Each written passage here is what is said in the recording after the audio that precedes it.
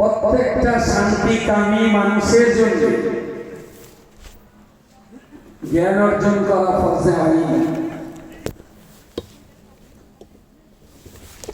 আমাদের সমাজে টাকা রোজগার করাটাকে যতটা গুরুত্ব দিয়ে ভাবা হয়, লেখাপড়া করাটাকে অতটা গুরুত্ব দিয়ে ভাবা হয় না। আপনি জানবেন দুটো কারণে একটা সমাজ ব্যবস্থা ভেঙে চুরমার হয়ে যায়। তার একটা হলো লেখাপড়ার অভাব, আর একটা হলো টাকা পয়সার অভাব। যখনই মানুষের ভিতরে শিক্ষা থাকে না, তখনই স্বাভাবিকভাবে সেই সমাজ ব্যবস্থা আর্থিক সংকটে পড়ে। তাহলে একদিকে অশিক্ষা আর একদিকে অর্থনৈতিক সংকট। একজনের হাতে 500 টাকা দিয়ে বলবে অমুককে মেরে এসো, তো 500 টাকার লোভে আর একজনকে মেরেই বাড়ি আসবে।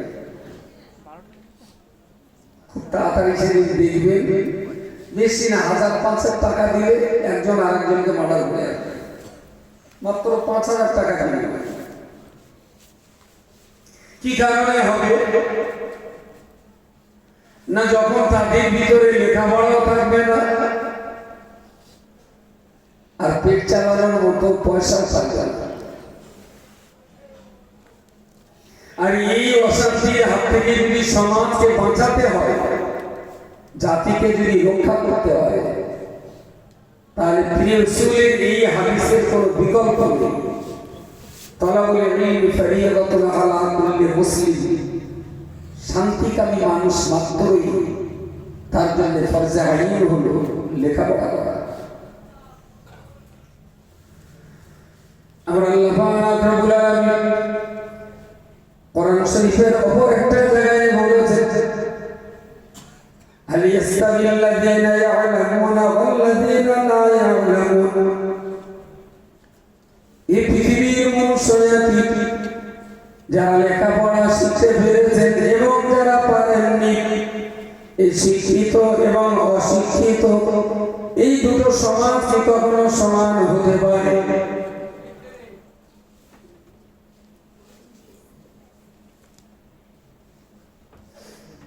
শিক্ষিত আর অশিক্ষিত এই দুটো কি কখনো সমান হতে পারে? এটা আল্লাহর জিজ্ঞাসা। কোরআন শরীফের অপর একটা জায়গায় আমার আল্লাহ বলেছে, হাল ইয়াস্তাবিল আ'মা ওয়াল বাসীর।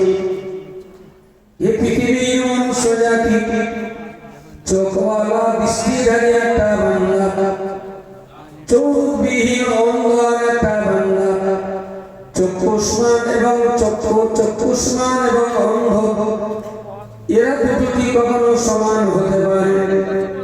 আসলে আল্লাহ পাক রব্বুল আলামিন শিক্ষিত এবং অশিক্ষিত, চোখওয়ালা এবং অন্ধ এই দুইয়ের ব্যাখ্যা দিয়ে আমাদেরকে বলে দিয়েছে। পৃথিবীর মানুষ লেখাপড়া করতে পেরেছেন যারা, ওরা হলো চোখওয়ালা মানুষের সমান, আর দুনিয়ার মানুষ লেখাপড়া যারা করতে পারেনি ওরা হলো চোখবিহীন অন্ধ মানুষের সমান। অন্ধ মানুষের সমান। এবারে যদি বলি যিনি চোখওয়ালা তিনি শিক্ষিত মানুষের মতো, আর যিনি অন্ধ তিনি মূর্খ মানুষের। যদি মূল্যায়ন করা হয়, একটা অন্ধ মোটে দেখতে পায় না, মোটে দেখতে পায় না, তার হাতে একটা কলম দিয়ে বললাম, বলছি তুমি তোমার সামনে একটা লোক আছে, তো বললো কই, তোর লোকটার গায়ে হাত দিয়ে দিলে মাথাটা গায়ে সুন্দর করে হাত বসে বুঝতে পারলো যে একটা মানুষ। তাহলে তোমার হাতে তলোয়ারটা দিলাম, লোকটাকে মার, মেরে ধরে। অন্ধর হাতে তলোয়ার দেবে। আর অশিক্ষিত মূর্খর হাতে তলোয়ার দেবে। আমি গ্যারান্টি দিয়ে বলছি, যদি তলোয়ার চালায়, যার চোখ নেই এই লোকটা লাগে, যার চোখ আছে কিন্তু মূর্খ ও আগে তলোয়ার চালিয়ে যাবে। আমার কথা বলে অন্ধ লোক তো এর সহজে তলোয়ার চালাবে। ইস, আমি তো অন্ধ, আর একটা মানুষ মেরে গুলি করবো, ও মারতে চাইবে না। আর যে মূর্খ ও চালিয়ে যাবে। আসলে যার চোখ আছে কিন্তু অক্ষর চেনে না, আর যার চোখ নেই অক্ষর দেখতেই পাই, এই লোকটার চেয়ে আগের লোকটা সমাজের জন্য বেশি ভয়ঙ্কর। কিন্তু আমার সমাজ সেটা বুঝতে চায় না। একটা ছেলে কোন কারণে তার চোখ দুটো অন্ধ হয়ে গেছে। ডাক্তার চোখটা পরীক্ষা নিরীক্ষা করে বললেন যে চোখ চেন্নাইতে নিয়ে গেলে ভালো হবে, তবে লাগবে টাকা খরচা, 2 লাখ টাকা খরচ। ওর বাবা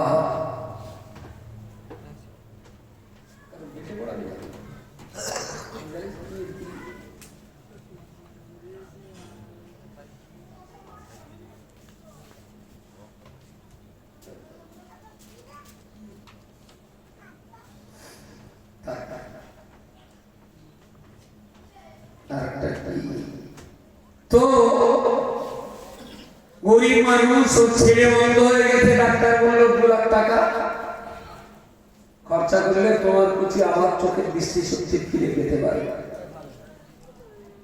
ওর 2 কাঠা জমি ছিল, একটা ভ্যান ছিল, একটা পুকুর ছিল, 2টো গাছ ছিল, সব বেচে কিনে মানুষের কাছে হাত তুলে ভিক্ষা করলো যে আমার কচি চোখ বন্ধ হয়ে গেছে, তোমরা আমার 2 টাকা দাও, আমার কচিটা আমি চিকিৎসা করে যদি আল্লাহ ভালো করে তাহলে লাইফটা বেঁচে যাবে।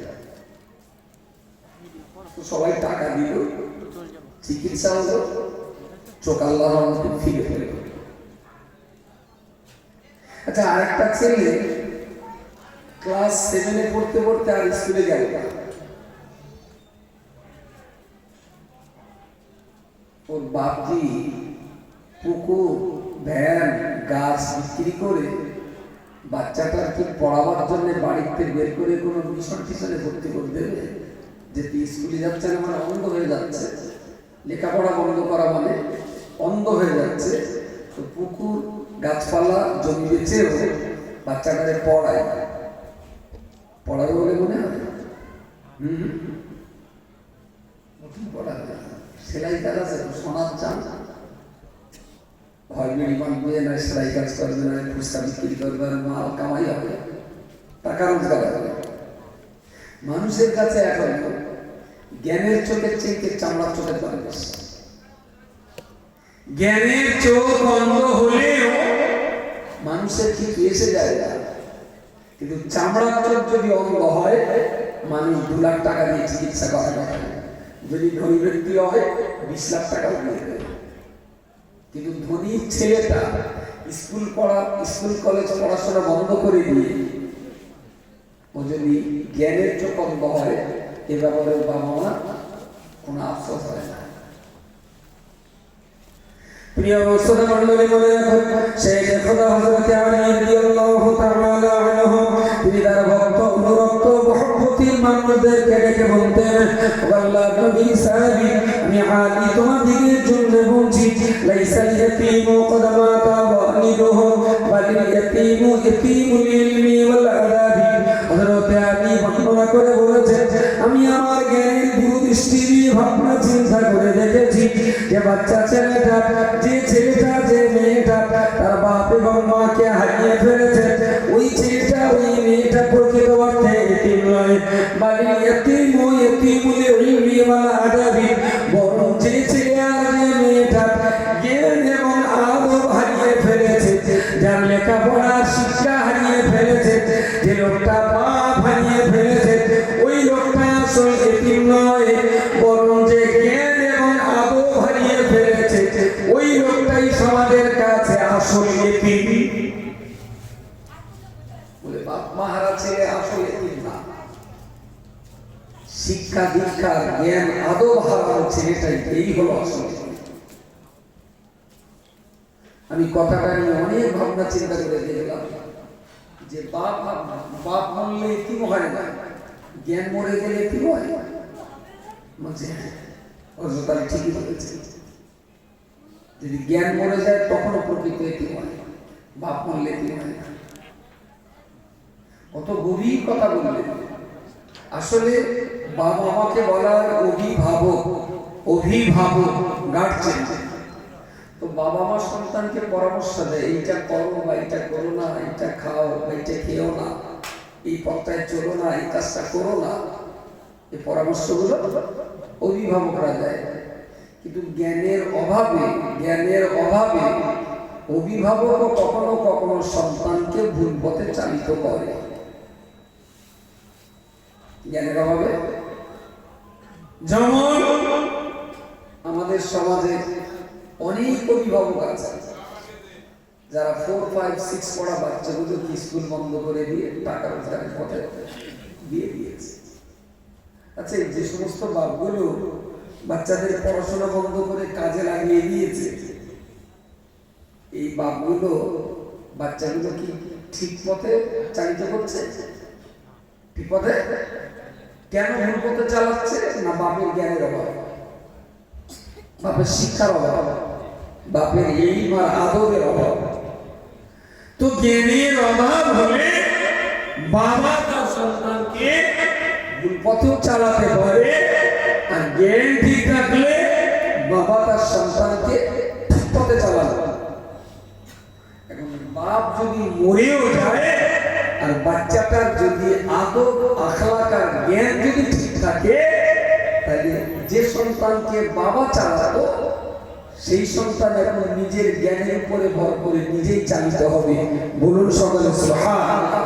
এই জন্য হযরত আলী বলেছেন, লাইসাল ইয়াতীমু ক্বাদ মাতা ওয়ালিদুহু, যার বাবা মরেছে সে আসল এতিম না, বলে ইয়াতীমুল ইলমি ওয়াল আদাবি, বরং প্রকৃত এতিম হলো সেই ছেলেটা যার জ্ঞান এবং আদব মরে গেছে।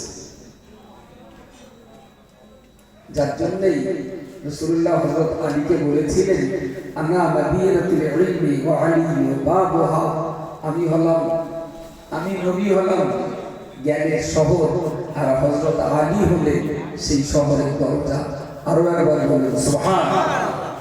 তাহলে আলীর জ্ঞানের কত গভীরতা না থাকলে নবী আলীকে এই কথাটা বলতেন যে আলী হলেন জ্ঞান শহরের দরজা।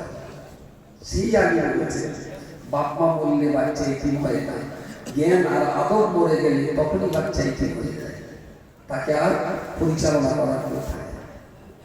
আমরা সবাই জানি নেরুলির মতো এক পাড়া গাঁয়ের ভিতরে এই মসজিদটাকে কেন্দ্র করে আমরা ধীরে ধীরে একটা সুন্দর সমাজ আমরা আশা করছি, সুন্দর একটা সমাজ আশা করছি। শুধু দায় সারা দুটো বাচ্চাকে পড়িয়ে জিন্দাবাদ দিয়ে ছেড়ে দেওয়া নয়, বরং দায়িত্ব আর দায়বদ্ধতার সাথে বাচ্চাদের পিছনে মেহনত করে তারা যাতে জীবনে প্রতিষ্ঠিত হতে পারে এবং প্রকৃত অর্থে তারা জ্ঞানের হকদার হতে পারে, তার জন্য খুব সতর্কতার সঙ্গে সুনিপুণতার সাথে বাচ্চাগুলোর উজ্জ্বল ভবিষ্যৎ গড়ার জন্য শিক্ষক মন্ডলী, গ্রামবাসী, নওজোয়ান যুবক সবাই সর্বান্তকর চেষ্টা চালিয়ে যাচ্ছে। এবং আল্লাহর রহমতে আমি যতদূর জানি গ্রামটা গত 4 বছর আগে যা ছিল, 4 বছর আগে যাচ্ছিল আর আজকে যা আছে, তাতে কি আপনার মনে হয় 4 বছর আগে যে জায়গায় ছিল আমাদের গ্রাম তার চাইতে আরো 200 হাত পিছিয়ে গেছে? এরকম কি মনে হচ্ছে? আমি কি ভাবতে পারি যে 4 বছর আগে যে জায়গায় গ্রাম ছিল তাছাড়া এখন 40 হাত সামনে এগিয়েছে, সামনে এগিয়েছে। আজ থেকে 5 বছর আগে গ্রামে ঢুকলে যদি দুটো বাচ্চা সালাম করতো, আলহামদুলিল্লাহ এখন 20টা বাচ্চা সালাম করছে। সালাম মিন্স আসসালামু আলাইকুম, আল্লাহ আপনার উপরে শান্তি বর্ষণ করুন, আপনার উপরে শান্তি বর্ষণ করুন। আচ্ছা, দিলীপ ঘোষের সঙ্গে যদি কখনো দেখা হয়, সামনাসামনি বলতে পারবেন দিলীপ কাকা আল্লাহ তোমার উপরে শান্তি বর্ষণ করুন, বলতে পারবেন? কারণ ও দেখতে এমনি মাথায় রক্ত দেয়। কিন্তু আমি সবার জন্য শান্তি চাইতে না পারলেও শান্তি কামী যারা মানুষ, যারা শান্তি কামনা করে,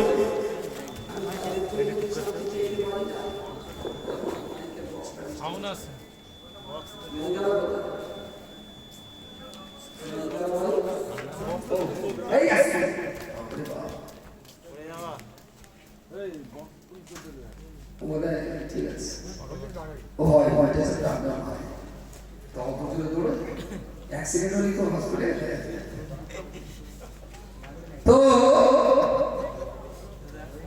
এই যে সালাম করা, স্বাভাবিকভাবেই মানুষ, দুটো মানুষের ভিতরে ঝগড়া, শত্রুতা, হিংসা, বিদ্বেষ এসব কিছুকে জ্বালিয়ে পুড়িয়ে সারখার করে দেওয়া যায় সালাম দিয়ে। দেখবেন একটা লোক আপনার উপর বিরাট রাগা লেগে আছে, কোনো কারণে লেগে আছে, সামনাসামনি দেখা হলে একটু সালাম করবেন, বা ওইটা ঘুরিয়ে আপনার ঘাড়ে, আপনি কারোর উপরে বেশ চড়া লেগে আছেন। এখন রাস্তার টার্নিং করেছেন, হঠাৎ লোকটার সামনে দাঁড়িয়ে বললেন আসসালামু আলাইকুম, ভাই ভালো আছেন? যতটা রাগ ছিল সালাম করার পরে সেই রাগ বাড়বে না করবে, খুব স্বাভাবিক। তো সামাজিক শান্তি বজায় রাখতে গেলে সালাম নেওয়া দেওয়ার একটা বিরাট প্রভাব আছে, বিরাট প্রভাব আছে। সমাজে অশান্তি, ঝগড়া, বিদ্বেষ, হিংসা অনেকটাই হয়ে যায়। তার একটা আধ্যাত্মিক কারণ হলো, আপনি যে আমাকে বললেন আল্লাহ তোমার উপরে শান্তি দান করুন, আমি যে ঘুরিয়ে আবার বললাম আল্লাহ তুমি এর উপরেও শান্তি দান করো, এই যে একজন আর একজনের জন্য শান্তি চাওয়াচাওয়ি হচ্ছে, এতে আল্লাহ সন্তুষ্ট হন যে আমার বান্দারা ওরা একে অপরের জন্য আমার কাছে শান্তি চাইছে। বলুন সকলে সুবহানাল্লাহ। তো আল্লাহ তখন স্বাভাবিকভাবে বান্দাকে কিছু শান্তি দেন। আমার বান্দা যখন চাচ্ছে তোরা শান্তি দিয়ে থাক। সেকেন্ড যে অপশনটা, পৃথিবীর ঠোঁট দুটো না এত কিবা বলি, এত ভয়ঙ্কর এই ঠোঁট। কখনো কখনো হয়তো বাঙালি সমাজে বলে, দেখবেন যার মুখ ভালো তার জগৎ ভালো। আচ্ছা, মুখ ভালো মানে কি? দেখতে শুনতে ভালো, মুখের ভাষা। এই যে দুটো ঠোঁট, এই দুটো ঠোঁট পৃথিবীতে এর চাইতে মিষ্টি জায়গা আর নেই, পৃথিবীতে এর চাইতে তিতো জায়গা আর নেই। ঠোঁটের মতো তিতো জায়গা আসলে এই দুটো ঠোঁট দিয়ে যদি কাউকে ভালোবাসায় সম্বোধন করে, কঠিন শত্রু ও বন্ধু হতে পারে। আর এই ঠোঁট দুটো দিয়ে যদি তিতো ভাষা বার করে, খুব কাছের বন্ধু এক নিমিষে শত্রু হয়ে উঠতে পারে। কাশ্মীরের মেয়ে, বাংলার ছেলে, দুজনের প্রস্তাব দিল, নিয়ে ও গ্রহণ করলো প্রস্তাব। ঠোঁট দিয়েই বললো, দুটো দুই প্রান্তের মানুষ এক জায়গায় মিলেমিশে একাকার হয়ে গেল। আবার এই ঠোঁট দিয়েই তয়কার বা একার ক বিয়ে করার সময় যখন কবুল বলে তখন তো ঠোঁট দিয়ে বলে, আর ছেড়ে দেওয়ার সময় যখন তালাক বলে তখন কি বাঁচাবে বলে তালাক, সেও ঠোঁট। পৃথিবীর সবচেয়ে সেরা মিষ্টির জায়গা হলো এই ঠোঁট। আর পৃথিবীর সবচেয়ে সেরা তৃতীয় জায়গা হলো এই দুটো। আল্লাহ নবী আমার হাদিস শরীফের ভিতরে এই জন্যই বলেছেন, আল্লাহ নবী আমার হাদিস শরীফের সাহাবীকে লক্ষ্য করে বলেছে, ও আমার প্রিয় আল্লাহর বান্দা, আমি তোমাদের নবী বলছি, তুমি যদি তোমার দেহের দুইটা জায়গাকে তুমি যদি সংযত রাখতে পারো, আমি রাসূল তাহলে তোমার জন্য জান্নাতের জামিনদার হয়ে যাব। সুবহানাল্লাহ, জোরে বলেন সুবহানাল্লাহ। তুমি যদি দুটো জিনিস সামলাতে পারো তাহলে আমি তোমার জান্নাতে যাবি। সাহাবীরা চকিত হয়ে অপেক্ষা করছে, নবী আমার কোন দুটো জিনিসের কথা বলবেন। তিনি নবী বললেন, মা বাইনাল রিজল মা বাইনাল লাহিয়াতাইনি ওয়া মা বাইনাল রিজলাইনি, দুই ঠোঁটের মাঝখানের জবান, এটা যদি তুমি সামনে চলতে পারো, এবং দুই পায়ের মাঝখানের গুপ্ত অঙ্গ, এটা যদি তুমি সামনে চলতে পারো, ঠোঁটের মাঝখানের জবান আর পায়ের মাঝখানের গুপ্ত অঙ্গ, এই দুটো বস্তুর টুকরা যদি সামনে চলতে পারো, আমি রাসূলুল্লাহ তোমাদের জান্নাতের জামিনদার হয়ে গেলাম। এই জবান আর গুপ্তাঙ্গের সতর্কতা তারাই সুরক্ষা দিতে পারে যারা বাচ্চা বয়সে ইসলামের আদর্শে আদর্শিত হতে পারে, তার বাইরে পারে না, অসম্ভব। কারণ সেই শিক্ষা, সেই আদর্শটা আর অন্য কোনো জায়গা থেকে পাওয়া যায় না। এই জন্যেই আজ থেকে 5 বছর আগে গ্রামটা যাচ্ছিল, আমরাও তো বুঝি তুলনামূলক ভাবে নামাজির সংখ্যা বেড়েছে, তুলনামূলক ভাবে ঝগড়ার পরিমাণটা বেড়েছে। ঝগড়া আমার তো মনে হয় যে ঝগড়া বেড়েছে, আগের চেয়ে কি বেড়েছে বলে মনে হয়? ঝগড়া কমতেই হবে। এই জন্যে বলছি যে এই প্রতিষ্ঠান, এই মসজিদকে কেন্দ্র করে ধীরে ধীরে একটা সুন্দর বক্তব্য গড়ে ওঠা, আবার তাকে কেন্দ্র করে সুন্দর একটা হিফজুল কোরআন মাদ্রাসা গড়ে ওঠা, আর প্রতিনিয়ত মানুষের এখানে আসা যাওয়া, দেখাশোনা, বছরে এই ধরনের মজলিস, বাচ্চাদের ওকেশন, কাফানা কম্পিটিশন, আজকের একটা বাৎসরিক ধর্মসভা, এই যে গ্রামের মানুষের সবাই বারবার একটা জায়গায় মিলেমিশে উৎসব পালন করছে, এতে কিন্তু একের প্রতি আর একজনের সৌভাগ্যত্ব প্রেম ভালোবাসা বাড়া ছাড়া চলবে না। আর এই জিনিসগুলো কখনোই মিসফায়ার হয় না, কারণ যে কোরআন নিয়ে আমরা এখানে খেলা করি, সেই কোরআনটায় কোনো মিসফায়ারের সূত্র নেই। যালিকাল কিতাবু লা রাইবা ফীহ, কারণ কোরআন শরীফে কোনো মিথ্যে নেই, কোনো ষড়যন্ত্র নেই, কোনো চক্রান্ত নেই, কোনো ঠকবাজি নেই। কোরআনে আছে সত্য, সঠিক, সুন্দর এবং আদর্শ জীবন গড়ার পরিকল্পনা। তাই মানুষের ভিতরে যত বেশি পরিমাণ কোরআন ঢুকিয়ে দেওয়া যাবে, মানুষ ধীরে ধীরে ধীরে ধীরে তত বেশি শান্তির পথে এগিয়ে যাবে। প্রিয় শ্রোতামণ্ডলী, আপনাদের কাছে আমার বলবা যে ইসলাম হলো মানব জীবনের সবচেয়ে ভালো ধর্ম। ধর্ম শব্দের অ্যাকচুয়াল আমরা যেটাকে বলছি দ্বীন, ইয়াকা না'বুদু ওয়া ইয়াকা নাস্তাঈন ইহদিনাস সিরাতাল মুস্তাকিম আলহামদুলিল্লাহি রাব্বিল আলামিন আর রহমানির রহিম মালিকি ইয়াউমিদ্দিন ইয়াকা না'বুদু ওয়া ইয়াকা নাস্তাঈন ইহদিনাস সিরাতাল মুস্তাকিম সিরাতাল মুস্তাকিম। হে আল্লাহ, আপনি আমাদেরকে সরল সোজা পথে পরিচালিত করুন। এই যে সিরাত এবং মুস্তাকিম, সিরাত মানে হলো রাস্তা আর মুস্তাকিম মানে হলো সরল সোজা রাস্তা। এই সরল সোজা রাস্তাটা কি বলা, রাস্তাটাই হলো ইসলাম।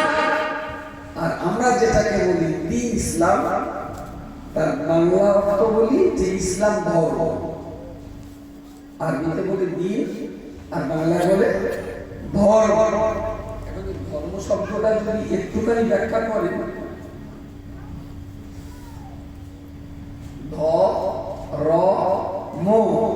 পরবর্তীকালে বাংলা ব্যাকরণবিদ যারা তার ওই ধর্মটা একসঙ্গে জুড়ে দিয়ে ধর্ম শব্দ লিখলেন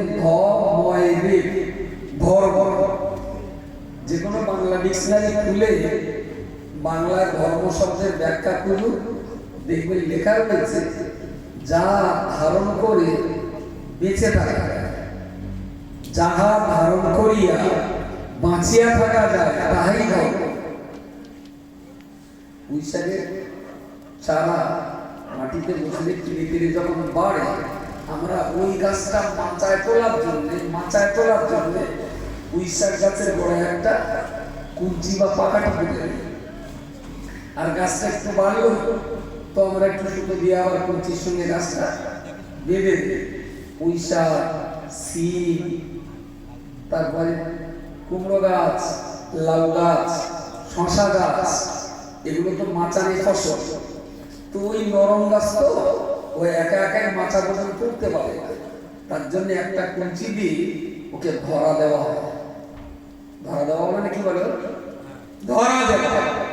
সে বেচারা কুমড়ো, সিম, লাউ, পুঁইশাক ওই কুঞ্চির উপরে ধরা দিয়ে কুঞ্চিকে ধারণ করে সে তার গন্তব্যস্থল মাচায় যায়। কুঞ্চিকে ধরে খেয়াল করে দেখেছেন, সিম গাছ যত বাড়ে আর এরকম ওই মাগুর মাছের মোমো পায়না, এরকম সরু একটা সুতো বেরিয়ে কুঞ্চির গায়ে কি সুন্দর পেস মেরে দিয়েছে। পুঁইশাক বাঁধতে হয় কিন্তু সিম গাছ বাঁধতে হয়। এগুলো দেখি কি একবার মনে হয় না যে অসীম অপার মহিমা তোমার ভাবিলে হারায় গেল। আল্লাহ তুমি যে কোনটাকে কিভাবে সৃষ্টি করেছো সেই সৃষ্টির রহস্য উদ্ঘাটন করার ক্ষমতা আমাদের নেই। কিন্তু এগুলো দেখলে একটু ভাবলে সিম গাছের আলাদা মতো সৃষ্টিকর্তার সন্ধান পাওয়া যায়। এই গাছগুলো যেমন নিজে মাচায় ওঠার ক্ষমতা রাখে না, একটা ধরা লাগে, ওই ধরাটা ধরে সে মাচায় যেতে পারে। অ্যাকচুয়াল পৃথিবীর সবাই হলো শান্তি পূজারী, সবাই কিছু দিনের শেষে একটু শান্তিতে ঘুমাতে চায়, কিন্তু সেই শান্তি কোথায় আছে? কোথায় গেলে শান্তি পাওয়া যাবে? অনেক দিন আগে একটা গল্প পড়েছিলাম, সে আর মনে নেই কোথায় পড়েছি। বাদশাহ আকবর আমাদের দেশে একজন বাদশাহ ছিলেন, ভারতবর্ষ শাসন করতে। তো এই আকবরের রাজত্বকালে কোন এক বাচ্চা ছেলে দিল্লিতে আকবরের রাজদরবারের সামনে এসেছিল বাদশাহ আকবরের বিচার দেখতে, তাই বিচার। তো যেই গেট দিয়ে ঢুকতে গেছে তো দুজন পুলিশ এসে বাচ্চারা ঢুকে গিয়েছে। বলছি কি বাবা? বলে আমি শুনেছি আমাদের দেশের এই বাদশাহ জাহাপানা আকবর খুব ভালো বিচার করে, দারুণ বিচার করে। আমার একটু ইচ্ছা হয়েছে যে আমি সচক্ষে একটু বাদশাহ আকবরের বিচার দেখতে। তা পুলিশ বললে বাদশাহ আকবরের বিচারালয়টাই কি সার্কাস, যে যে কেউ দেখতে পারবে? ও নিজের সার্কাস ছাড়া বলে আমি শুনেছি খুব ভালো বিচার করে, আমি টোনার বিচার দেখতে পারি। পুলিশ বললো কখন না, পারমিশন চলো কিন্তু। তো বেচারা হাজার চেষ্টা করে কোনো মতেই ভিতরে ঢুকতে পারবো না। গেটের বাইরে এক জায়গায় মন খারাপ করে চুপচাপ বসে আছে একজন বৃদ্ধ মানুষ। এই বাচ্চাটার চেহারা খারাপ দেখে ওরা একটু জিজ্ঞেস করেছে, খোলা তোর কি হয়েছে বললেন, তোর মন মতি খারাপ, এখানে মন মন খারাপ করে বসে আছে। তো হচ্ছে চাচাজি আমি এসেছিলাম বাদশাহ আকবরের বিচার দেখাতে।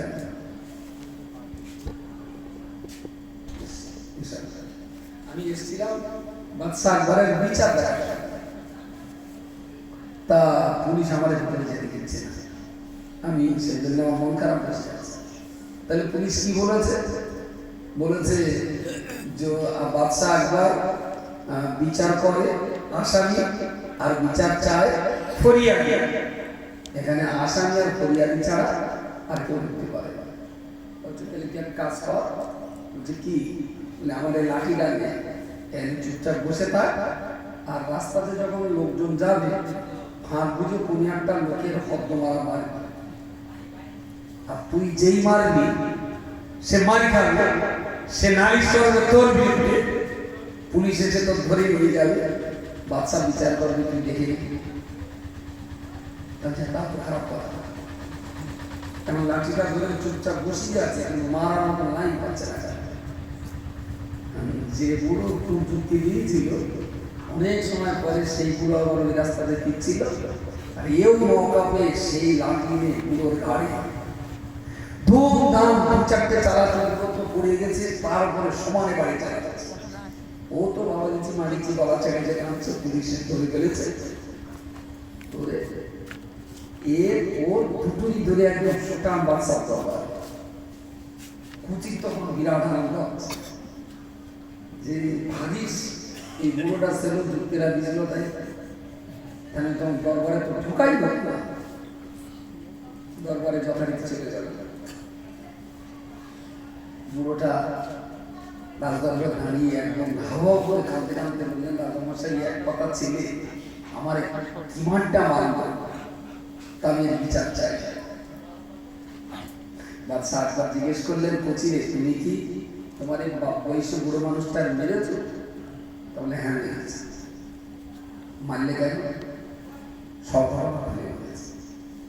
বলেছে রাজামশাই আমি ঠিক এখানে মারপিট করতে আসিনি, এসেছিলাম আপনার বিচার চাইতে, আপনার পুলিশ আমাকে ঢুকতে দিচ্ছিল।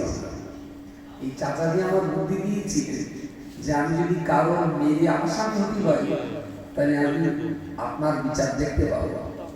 উনি যুক্তিটা দিয়েছিলেন আর আমি সুযোগ মতো ওনাকে দিয়েছি। জিজ্ঞেস করলেন, এই এই কচিটা বলছে এই মারি যুক্তি তুমি দিয়েছিলে? হ্যাঁ আমি বলিলাম কচিটার বিচার দেখতে এসে তোর বিচার দেখাটা হবে না, তা ভাবলাম ও যদি আসামি হয় তাহলে বিচারটা ভালোভাবে দেখতে পাবে, সেদিন খুব যুক্তিটা আমি দিয়েছিলাম। তাহলে তোমার দেওয়া লাঠি তোমার পিঠে ফিরে গেছে, এ ব্যাপারে বাচ্চাটা কোনো শাস্তি দেওয়া যাবে না, বাচ্চাটা কোনো শাস্তি দেওয়া যাবে না, ও অপরাধী অপরাধী তো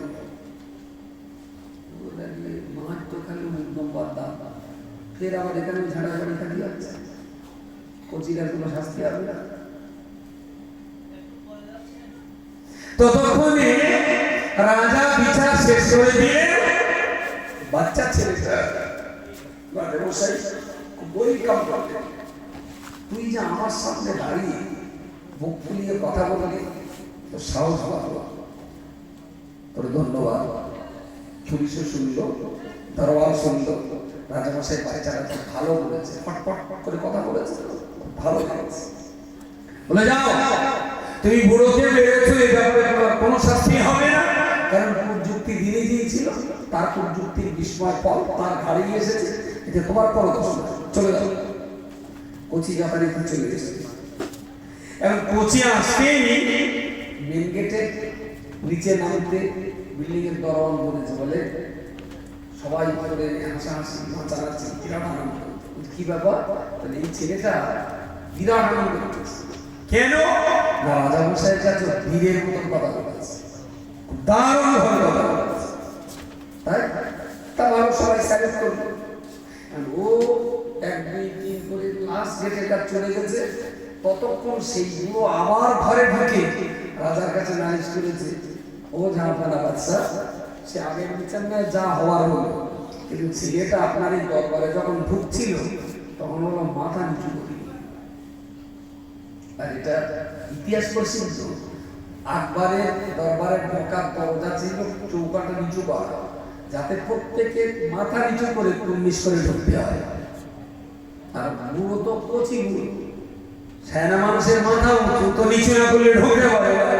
কচি তো মাথা নিচু করার দরকার নেই, বুক চিপি একদম ভুটপাট করে ঢুকে গেছে। বুড়ো যে নালিশ করলো রাজামশাই আমারে মেরেছে, তার বিচার ঠিকই আছে, কিন্তু আপনার দরবারে ঢোকার সময় কচি বলা মাথা নিচু করে, এর জন্য কি কোনো বিচার হবে না? তাহলে তা তো ঠিক।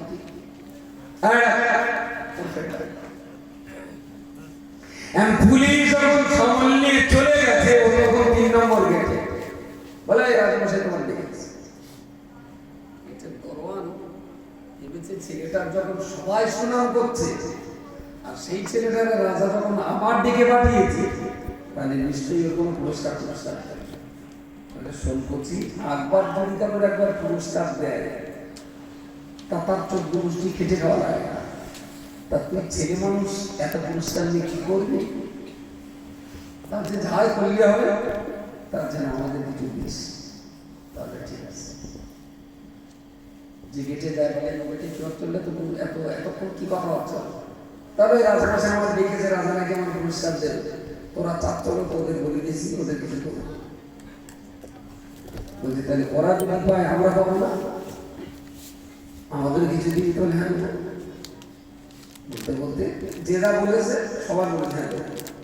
রাজদরবারে যখন ঢুকেছে সেই মানুষ ও মাথা নিচু করে একদম কটপট করে পুরো বাদশা আকবরের সামনে রাজা নিজেও দেখল যে কোনো রকম মাথা নিচু করা নিচ করা কিছু করি। বাচ্চাটা আমার ওই ছেলেটাকে ডেকে বললে, তুমি আমার দরবারে ঢোকার সময় তুমি জানতে পারোনি, বুঝতে পারোনি, তুমি কি জানো না, তুমি কি বোঝো না, এটা বাদশা আকবরের রাজদরবার। তৎকালীন যুগের মানুষেরা বলতো বাদশা আকবরের রাজদরবারে দিল্লির শহরের রাজদরবার, এই দরবারে ঢুকতে গেলে মাথা নিচু করে ঢুকতে হয়। তুমি যেহেতু মাথাটা নিচু করোনি, তাই আমার পায়ের খড়ম তোমার মাথায় 500 মারা হবে। মাথা নিচু করোনি মানে জুতোর বাড়ি 500 তোমার পাওয়া। এই আল্লাহ চালা তোমার সব জুতোর বাড়ি, এক কথা ছেড়ে মাথা নিচু না করে হুটপাট করে আমার দরবারে চালা বাড়ি 500 জুতোর বাড়ি। সেই জুতোর বাড়ি মারতে গেছে, যারা দেখা যায় সে আপনার যদি করার জন্য যদি আমার জুতোর বাড়ি খাতে হয় আমার খাবো, কিন্তু একটা পছন্দ হয়ে গেছে। বলে কি, তাহলে যখনই দুবারে ডেকেছিলেন আসছিলাম, ওরা আমার কাছে চেয়ে যে তুই যা পাবি একা কি করবি, তাই বলে তুমি তোর গাও কিছু করবো। রাজমাস বলে ডাক করবে একদম 3 নম্বর গেটের ভিতর অঙ্গে আছে, বলছে কিছু এরকম চা পাওয়ার কিছু। হ্যাঁ আমরা আস্তে আস্তে বললাম, তো বললো দেব। ওরা মনে করতে বলে ছেড়ে দেবো বলে এখানে অস্বীকার করতে যায়।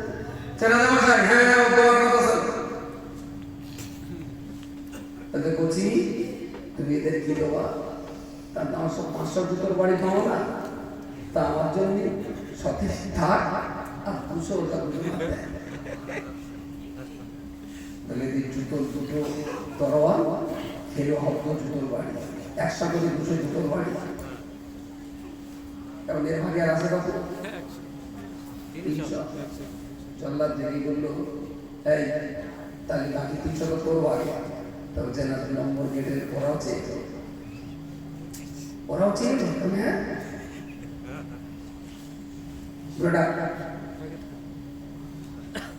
कुछ আমার সেখানে জবাব দিয়ে বলল, ও বাচ্চাটা পানা, এরা 2 জন সেকেন্ড গেটের দরওয়ান ছিল, এরা আমার কাছে দাবি করলো। আমি বলেছিলাম ঠিক আছে, আমার সাধ্যমত আমিও তোমাদের কিছু দেব। ওরা বিরাট আনন্দ করেছিল। আমার ভাই যখন 300 জুতোর বাড়ি রয়েছে, এই 300 জুতোর বাড়ির ভিতরে আমার জন্য 100 রেখে দিন, আমি জুতোর বাড়ি বাকি 200 এদেরকে দান করে দিলাম। চালা জুতোর বাড়ি ওরাও বলো ঠিক ওর ভাগে আছে কত বলে 100 তো দিতেই হবে। হ্যাঁ কিন্তু রাজা খুব কাছের একটা লোক যে আমার নিয়ে আসছিল, ও কানে কানে বলল এরা সব জায়গায় জিনিস আমার কিছু তাই কিছু তোমার কিছু সেটা কেরা যে রাজামশাই এই একটা ও আমার ঘুরে আনছিল আর বলছিল যে রাজা তোর মনে হচ্ছে অনেক কিছু দিয়ে দে। আমি বলছি ওর কিছু তা আমার তো 100 আছে, একটা আমার জন্য থাক না মিটের চাল। প্রিয় শ্রোতা মণ্ডলী, মনে রাখো না, আমি এত রাত্রিবেলা গল্প শোনাবার জন্য বসিনি। আসলে আমার বলার বিষয়বস্তু পৃথিবীর মানুষ শান্তি চায়, পৃথিবীর মানুষ শান্তি চায়। এই শান্তি মানুষ কার কাছে চাইবে? এই শান্তি মানুষ কার কাছে আশা করতে পারে? শান্তি পাওয়ার জন্য এই ভিখারি বান্দা কার কাছে চাইতে পারে? আসলে যার কাছে আপনি শান্তি চাইবেন, প্রথমে আপনাকে ভাবতে হবে যার কাছে শান্তি চাইছেন তার ঝোলায় শান্তি আছে না অশান্তি আছে। যার কাছে আপনি অর্থ চাইছেন তার কাছে অর্থ আছে না লোকটা ভিখারি। যার কাছে আপনি আলো চাইবেন, যাওয়ার পূর্বে আপনাকে ভাবতে হবে এর ঝোলায় আলো আছে না অন্ধকার আছে। যার কাছে আপনি নীতি চাইবেন, যাওয়ার পূর্বে ভাবতে হবে এর ঝোলায় নীতি আছে না দুর্নীতি আছে। আপনি তো চাইবেন শান্তি, তো শান্তিটা চাওয়ার আগে ঝোলাটার খবর নিয়ে দেখুন ঝোলায় কি আছে। আপনি চাইবেন শান্তি আর ঝোলায় যদি থাকে অশান্তি, এই রাজ দরবারের দরবারেরা কিন্তু শান্তিটাই চেয়েছিল, কিন্তু আগে ভেবে দেখে এই জীবন নসিবে শান্তি হবে না অশান্তি হবে। চাইল শান্তি, মিলল জুতোর বাড়ি। তো কারোর কাছে কিছু চাইতে গেলে আগে ভেবে দেখতে হবে ঝোলায় কি আছে, কোথায় শান্তি চাইবে। কেউ আপনাকে বলছে মার মুখে আগুন দিলে তুমি জান্নাত পাবে, কেউ আপনাকে বলছে না না মায়ের পায়ের তলায় জীবন তোমার কোরবানি করে দাও তবে তুমি জান্নাত পাবে। বলুন সকালে সুবহানাল্লাহ। এখন আপনাকে ভাবতে হবে মায়ের মুখের আগুনের ভিতরে শান্তি না মায়ের পায়ের তলায় আমার পেয়েছে, এটা আপনাকেই ভাবতে হবে। আপনাকেই ভাবতে হবে যে পৃথিবীতে যত ধর্ম বর্ণ গোষ্ঠী আছে তার ভিতরে আপনাকে শান্তি দেওয়ার মতো একমাত্র যোগ্যতা যদি থাকে তো আল্লাহর দ্বীন ইসলাম আর প্রিয় নবী মুহাম্মদুর রাসূলুল্লাহ সাল্লাল্লাহু আলাইহি ওয়াসাল্লাম, এই ছাড়া আর আপনাকে শান্তি দেওয়ার মতো কোনো থিওরিও নেই, কোনো ব্যক্তিত্বও নেই। তাই যদি আপনার শিশু বাচ্চাটা সবে বাড়া শুরু হয়েছে, ঠিক তার কাছে যদি আপনি ইসলামের একটা কুঞ্চি বসিয়ে দিতে পারেন, তাহলে ওই কুঞ্চিটার উপরে ধারণ করি ওই বাচ্চাটা একদিন শান্তির স্বর্গ জান্নাতের বাঁচায় উঠে যেতে পারে। বলুন সকলে সুবহানাল্লাহ। আমাদের এই কর্মকাণ্ড হলো কচি বাচ্চাগুলোকে ধরা দিয়ে দিয়ে বাঁচায় ফিরে দেওয়ার চেষ্টা চালিয়ে যাওয়া। আমার কথা বোঝা গেছে? এত বড় শ্রোতা নিয়ে কথা বলা আমার চলতে পারে, শুধু নিরুলি বলে খানিক সময় চলতে। আর এই যদি সবার অবস্থা হয় তাহলে সামনের বছর থেকে সভা বন্ধ করে দেয়। প্রত্যেকের দিনের বেলা আমাদের 25 দিনের যে অনুষ্ঠান হয় আলহামদুলিল্লাহ অনেক ভালো, অনেক এরা হ্যাঁ দিনের বেলা আমি বসে বসে করবো, চোখ মাসে করবো। তো যাই হোক রাত 11:30 আর আমার মনে হয় যদি রাত্রি যে করতে হয় 10টা-11টা শেষ করে দেয়। মানুষের মন মানসিকতা ভৌগোলিক অবস্থান ভালো থাকলে না বলতেও ভালো লাগে, শুনতেও ভালো লাগে। আর পারিপার্শ্বিক অবস্থা, কষ্ট, দেহের যন্ত্রণা, অস্বস্তিকর পরিবেশ থাকলে না ভালো কথাও ভালো লাগে না। যাক আমার আলোচনা শেষ।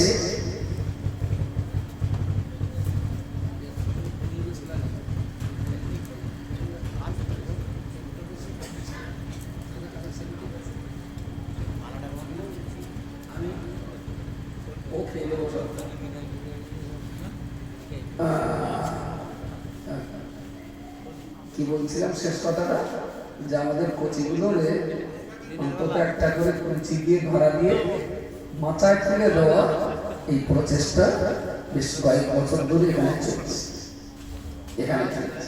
আমি একদম যেহেতু প্রতিষ্ঠান তো আমি জিজ্ঞেস করেছি, আলহামদুলিল্লাহ মুফতি সাহেবের কাছে বা তারপর পরে কালেকশন যা কিছু হওয়ার মাশাআল্লাহ সুন্দর কালেকশন। মানুষ এই কাজের জন্য না স্বতঃস্ফূর্তভাবে খুব হেসে গেলে দেয়।